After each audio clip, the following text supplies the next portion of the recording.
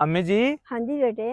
ਤੁਹਾਡੇ ਨਾ ਪਰਦੇਸੀ ਧੀਆਂ ਪੁੱਤਰ ਤੁਹਾਨੂੰ ਬੜੇ ਸ਼ੌਕ ਨਾਲ ਦੇਖਦੇ ਆ। ਅੱਛਾ ਜੀ। ਤੁਹਾਡੀਆਂ ਵੀਡੀਓ ਬੜੀਆਂ ਪਸੰਦ ਕਰਦੇ ਆ। ਅੱਛਾ ਜੀ। ਤੇ ਪਰਦੇਸੀ ਧੀਆਂ ਪੁੱਤਰਾਂ ਵਾਸਤੇ ਅੱਜ ਕੀ ਕਹਿਣਾ ਚਾਹੋਗੇ ਤੁਸੀਂ ਜੀ? ਉਹ ਤੇ ਮੈਂ ਪਰਦੇਸੀਆਂ ਵਾਸਤੇ ਇਹ ਕਹਿਣਾ ਚਾਹੂੰਗੀ ਜੀ ਅੰਮੀ ਜੀ। ਕਿ ਮੁੰਡੇ ਮਰ ਗਏ ਕਮਾਈਆਂ ਕਰਦੇ ਤਾਂ ਲੱਛੋ ਤੇਰੇ ਬੰਦ ਨਾ ਬਣੇ। ਜੀ ਅੰਮੀ ਜੀ। ਕਿ ਦੇਖ ਪ੍ਰਦੇਸਾਂ ਵਿੱਚ ਜਾਂਦੇ ਆ ਜੀ ਅੰਮੀ ਜੀ। ਕਿ ਜਿਹੜਾ ਕੋਈ ਕਿਸੇ ਨੂੰ ਕੋਈ ਕੇਸ ਵੀ ਸਿਰ ਪੈ ਜਾਵੇ, ਕੋਈ ਕਤਲ ਵੀ ਹੋ ਜਾਵੇ, ਫਿਰ ਵੀ ਉਹਨਾਂ ਨੂੰ ਉਮੀਦ ਹੁੰਦੀ ਆ ਕਿ ਅਸੀਂ ਵਾਪਸ ਆ ਜਾਣਾ ਹੈ ਮੁੜ ਕੇ। ਜੀ ਜੀ, ਪਤਾ ਲੱਗ ਜਾਂਦਾ ਇੰਨੀ ਸਜ਼ਾ ਆ ਜੀ। ਹਾਂ, ਇੰਨੀ ਸਜ਼ਾ ਆ।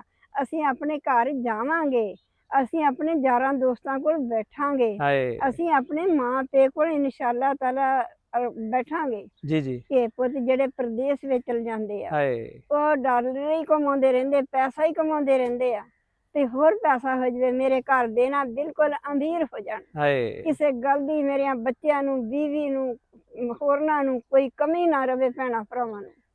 ਤੇ ਪੁੱਤ ਉਹ ਪ੍ਰਦੇਸ ਵਿੱਚ ਜਾਂਦੇ ਆ ਕਿ ਹਾਏ। ਦੇਖ ਇਹਨਾਂ ਨੂੰ ਇਹ ਚਾਹੀਦਾ ਆ ਕਿ ਜਿਹੜੇ ਡਾਲਰ ਆ ਇਹ ਦਰਖਤਾਂ ਦੇ ਨਾਲ ਨਹੀਂ ਲੱਗੇ ਹੋ। ਹਾਏ ਇਹ ਕੋਈ ਬਿਲਕੁਲ। ਫਸਲ ਨਹੀਂ ਹੈਗੀ ਕਿ ਵੱਢੀ ਜਾਣੀ ਆ ਤਾਂ ਮਗਰ ਹੋਰ ਚਟਾਲਾ ਆ ਕਿ ਉਹ ਮਗਰ ਫਿਰ ਹੋਰ ਹੋਈ ਜਾਣਾ ਆ। ਜੀ ਅੰਮੀ ਜੀ। ਕਿ ਪੁੱਤ ਇਹ ਪੈਸਾ ਆ, ਜੇ ਪੁੱਤ ਭੇਜਦੇ ਆ ਪੈਸੇ ਤੇ ਜਿਨ੍ਹਾਂ ਕੋਲ ਜਾਂਦੇ ਆ ਭਰਾ ਆ ਜਾਂ ਮਾਂ ਬਾਪ ਆ ਜਾਂ ਬੇਗਮਾਂ ਆ, ਕਿ ਪੈਸੇ ਦੀ ਕਦਰ ਕਰਿਆ ਕਰੋ। ਆਪਣਾ ਪੈਸਾ ਜੋੜੋ, ਜੋੜ ਕੇ ਆਪਣੇ ਭਰਾਵਾਂ ਨੂੰ, ਆਪਣੇ ਬੱਚਿਆਂ ਨੂੰ, ਆਪਣੇ ਖਾਵਨਾਂ ਨੂੰ ਵਾਪਸ ਲਿਆ ਕੇ ਆਪਣੇ ਪਿੰਡ ਦੇ ਵਿੱਚ ਹਾਏ। ਆਪਣੇ ਕੱਚੀ ਕੁੱਲੀ ਬਣਾ ਕੇ ਹਾਏ। ਆਪਣਾ ਪੈਸੇ ਦੀ ਕਦਰ ਕਰੋ ਕਿ ਬੜੀ ਮਿਹਨਤ ਨਾਲ ਬਣਾਇਆ ਇਹ ਨਾ ਕਹੋ ਕਿ ਹੁਣ ਅਸੀਂ ਮਹੱਲ ਤਿਆਰ ਕਰ ਲਈਏ, ਅਸੀਂ ਇੰਨਾ ਕੁਛ ਲਾ ਲਈਏ।